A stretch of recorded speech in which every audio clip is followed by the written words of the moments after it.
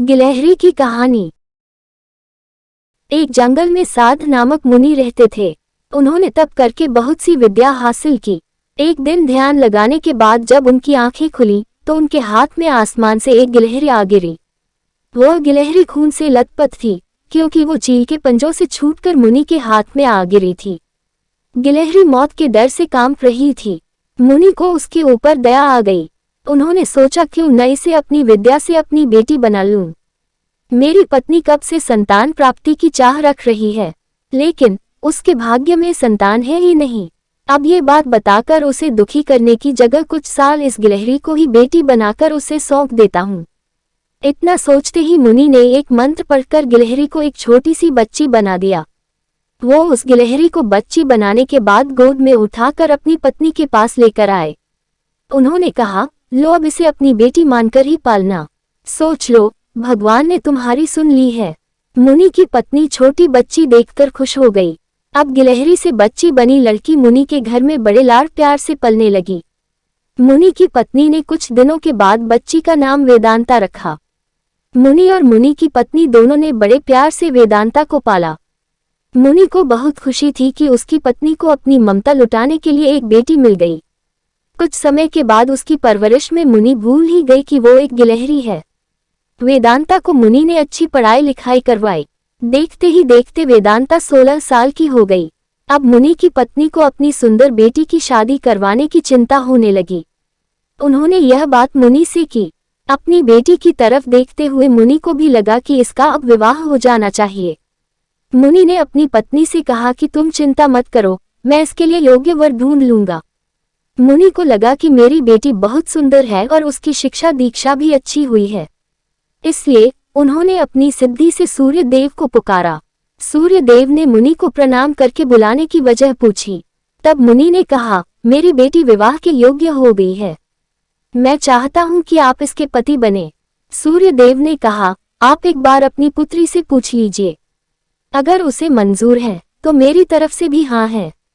तब वेदांता बोली, पिताजी, ये बहुत गर्म है, मैं इनके पास नहीं जा पाऊंगी और न ही इन्हें देख पाऊंगी। मुनि ने वेदांता से कहा, कोई बात नहीं, हम दूसरा वर देख लेंगे। तभी सूर्य देव ने कहा, हे मुनिवर, मुझसे श्रेष्ठ बादल है, आप उनसे बात कीजिए, वह मेरे प्रकाश को भी ढक देते हैं। मुनि ने अब बादल को याद किया। बादल गरजते हुए मुनि के पास पहुंचे और उन्हें नमस्कार किया।